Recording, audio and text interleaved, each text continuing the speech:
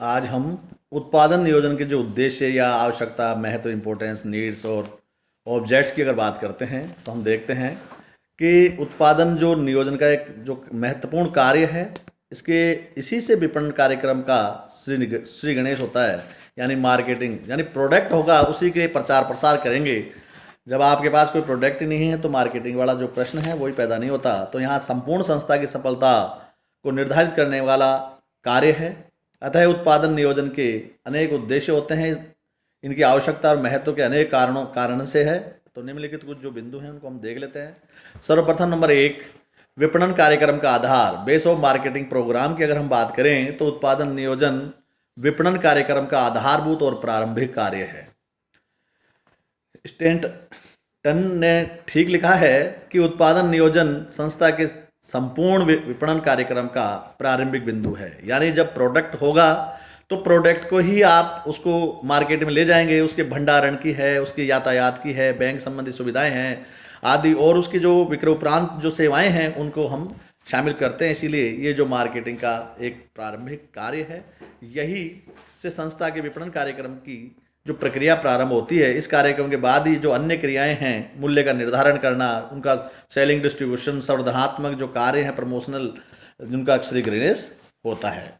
आगे बात करें उपभोक्ताओं की जो आवश्यकताओं की पूर्ति की बात करें, हेल्थ मीट कंज्यूमर नीड्स की अगर हम बात करें तो उत्पाद नियोजन का कार्य उपभोक्ता की आवश्यकताओं, इच्छाओं, पसंदगी, नापसंदगी, वरीयता आदि को जानने से ही प्रारंभ होती है। क्योंकि प्रोडक्ट कैसा है, क्या चाहता है उपभोक्ता, किस क्वांटिटी में चाहता है, किस क्वालिटी में चाहता है, इस बात पर निर्भर करता है। अतः इस कार्य के परिणाम स्वरूप उपभोक्ता की जो इच्छाओं और आवश्यकताओं को भली प्रकार से पूरा किया जा सकता है। मान लो किसी की आय कम है तो वो छोटा पैकेट लेगा, किसी की आय ज़्यादा है तो वो बड़ा ले लेगा। यानी कहीं बात करें उसकी आय के ऊपर डिपेंड करता है, तो कहीं 1 रुपये का पाउच ले, 5 रुपये वाला ले, 10 रुपये वाला, जैसे, या किलो, आधा किलो, जो भी है, तो सुविधा अनुसार उसकी जो इनकम अनुसार जो कार्य करते हैं।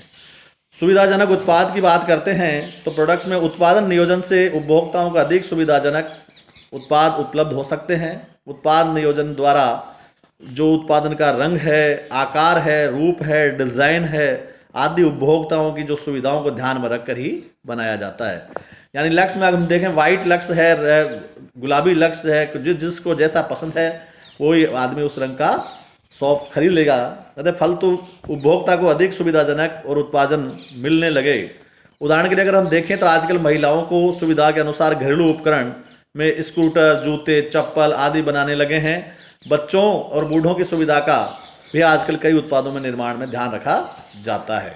दोष रहित उत्पादन यानी प्रोडक्ट फ्री जो फ्रॉम डिफरेंट जो है, यानी जीरो डिफिकल्ट प्रोडक्ट्स की अगर हम बात करते हैं, डिफेक्ट्स की, तो उत्पादन नियोजन एक लाभ यह भी है कि उपभोक्ताओं को दोष रहित उत्पाद उपलब्ध होते हैं। आजकल उत्पादन का जो रंग है, रूप है, आकार है, किस्म आदि का निर्धारण करते समय इस बात का ध्यान रखा जाता है कि उसे दोष, उसमें कोई कमी या न हो।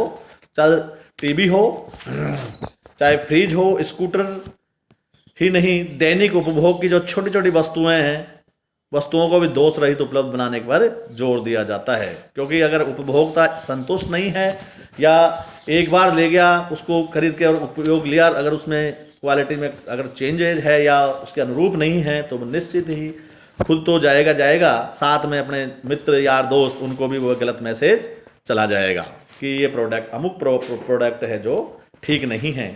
चाहे ओप्पो, वीवो, कोई सा भी आजकल जैसे मोबाइल की बात करते हैं वर्तमान परिप्रेक्ष्य में, तो किसी की मेमोरी है, किसी की बैटरी है, कितने एमएच की है, तो इस पर बहुत डिपेंड करता है कि उसकी बैटरी बहुत अच्छी चलती है या उसका स्टोरेज, जीबी आदि की बातें। संसाधनों का सदुपयोग की बात करते हैं, प्रॉपर यूटिलाइजेशन ऑफ रिसोर्स की बात है, तो उत्पादन नियोजन संस्था के जो संसाधन हैं, यानी मानवीय और भौतिक संसाधन हैं, उनका सदुपयोग में सहायक है।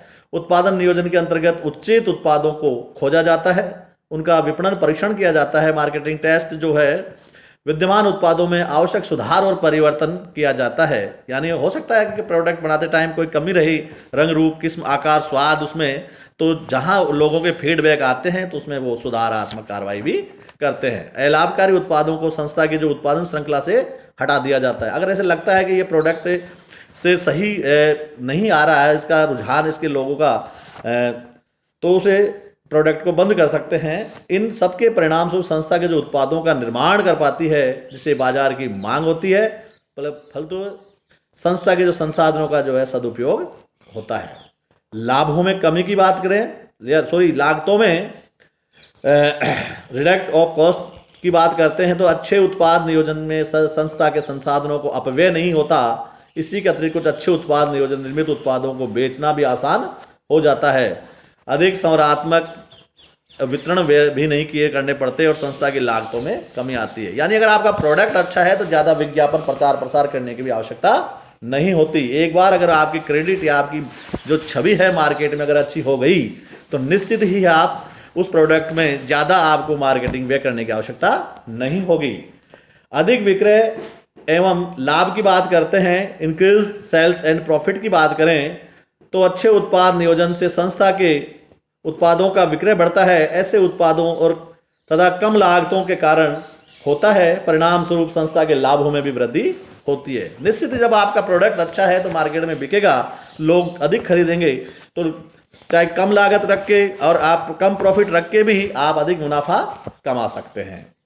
संस्था की जो दीर्घकालीन अस्तित्व की बात करते हैं तो लॉन्गर जो इंस्टीट्यूशन की जो बात है कि दुनिया में कोई भी अमर नहीं है, यानी जो आया है वो जाएगा जरूर, यानी जो जन्म लेता है वो मरता अवश्य है।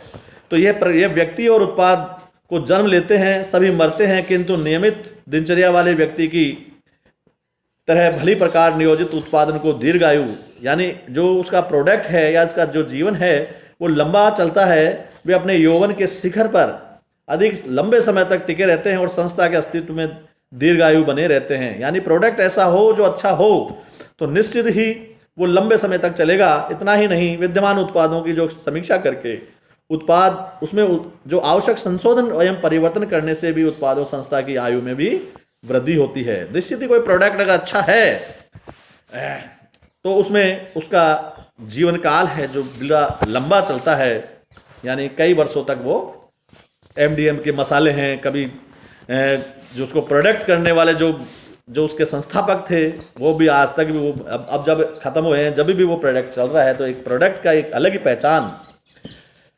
ऐसे ही बात करें प्रतिस्पर्धा क्षमता में वृद्धि, इंक्रीज्ड कॉम्पिटिटिव जो कैपेसिटी की अगर बात करें तो एक अच्छा उत्पादन नियोजन संस्था के उत्पादों को अच्छे और मितव्ययी बना सकता है। इसमें संस्था के जो बाजार की जो प्रतिस्पर्धा क्षमता है उसमें भी अभिवृद्धि होती है। जोखिम में कमी बात करें, रिस्क जो है उसमें कटौती की बात करते हैं तो नए उत्पादों के कारण व्यावसायिक संस्था को बाहरी जोखिमों का सामना करना पड़ता है। समुचित उत्पाद नियोजन के कारण ही कई उत्पाद है बाजार में असफल हो जाते हैं। यानी अगर सही उनका प्लानिंग से कार्य नहीं हुआ है तो निश्चित ही जो है तो एक शोध से पता चलता है कि औद्योगिक उत्पादों में से 33% उत्पाद बाजार में प्रस्तुत करते समय ही असफल हो जाते हैं। अगर उनको निश्चित उनको प्रॉपर तरीके से किस्म, उसका आकार, क्वालिटी अगर उसमें नहीं है तो निश्चित ही, या आपने जो मार्केटिंग के जो साधन है या उत्पादन जो विक्रेता है उसके प्रॉफिट को अगर आपने सही नहीं रखा तो निश्चित ही वो उस प्रोडक्ट को दिखाते ही नहीं है, और जो प्रोडक्ट उनको प्रॉफिट ज़्यादा देते हैं उसी प्रॉफिट को दिखा के वो बेच देते हैं। तो वो जो आपका प्रोडक्ट है वो दुकान शॉप में पड़ा ही रहता है, भले ही आप उसे कि बिकने के बाद पैसे दे देना, लेकिन वो बिकता ही नहीं है। तो ऐसे उसमें सफलता और असफलता भी शॉप जो मार्केट जो बाजार पे है डिपेंड करता है। विकास में सहायक, आधुनिक युग में विकास जो नवकरण पर निर्भर इनोवेशन पर बात करते हैं कि नवीन उत्पादों का विकास करके नए कच्चे माल या तकनीकी का उपयोग करके जो संस्था को न्यूनतम लागत पर अच्छा उत्पाद उपलब्ध कर सकती है, वहीं आगे विकास कर सकती है। उत्पादन नियोजन इस विकास यात्रा में महत्वपूर्ण रूप से योगदान दे सकता है। सामाजिक दायित्वों का जो निर्वाह है, डिस्चार्ज ऑफ सोशल रेस्पॉन्सिबिलिटी की बात है, कि आधुनिक युग में प्रत्येक संस्था का सामाजिक दायित्व होता है। कॉर्पोरेट सोशल रेस्पॉन्सिबिलिटी आजकल बहुत प्रचलन में है कि अच्छे उत्पाद नियोजन से वह उपभोक्ताओं, स्थानीय समुदाय जो लोकल बॉडी है, देश के प्रति जो अपने दायित्वों का निर्वाह कर सकती है, अच्छे उत्पादों से उपभोक्ताओं एवं स्थानीय समुदाय के प्रति अपने दायित्वों की पूर्ति कर सकती है। उनमें से जो उपभोक्ता और समाज का जीवन स्तर और जीवन की किस्म में सुधार होता है, क्योंकि जहाँ उद्योग धंधे स्थापित होते हैं निश्चित ही वहाँ लोगों को रोजगार मिलता है, रोजगार से लोगों की आय बढ़ती है, आय से उनका जीवन स्तर बढ़ता है और लोगों का सोच विचार और उनकी जो विनियोग करने की जो क्षमता है वो बढ़ती है। तो उत्पादन नियोजन से देश के जो संसाधनों का सदुपयोग है होता है, अतः देश के प्रति दायित्वों का निर्वाह भी संभव है। निश्चित ही जब लोगों के पास पैसा कुछ होगा तो जब खाने पीने के बाद जब बचता है तो लोग उसे इन्वेस्ट भी करते हैं, जिससे देश और विकास, व्यक्ति और देश का और समाज का उत्थान ही होता है। कानूनी जो दायित्वों का निर्वाह है, डिस्चार्ज ऑफ लीगल जो ऑब्लिगेशंस जो बात करें उनकी बात करते हैं, तो आजकल जो उचित उत्पादन उपलब्ध करना और उसकी निष्पादन क्षमता को सुनिश्चित करना व्यवसायियों के वैधानिक दायित्व भी हो गया है।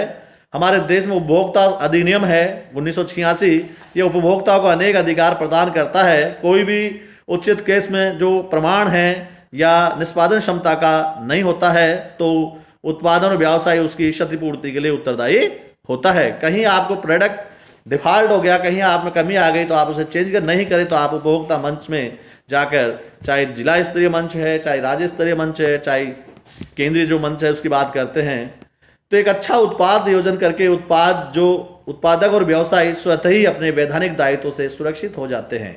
अगर उसका जो कानूनी है उसे तभी बचा जा सकता है जब उसका प्रोडक्ट वेल क्वालिटी और अच्छे किस्म का होगा, नहीं तो कहीं न कहीं उसे कठिनाइयों का सामना करना ही पड़ेगा।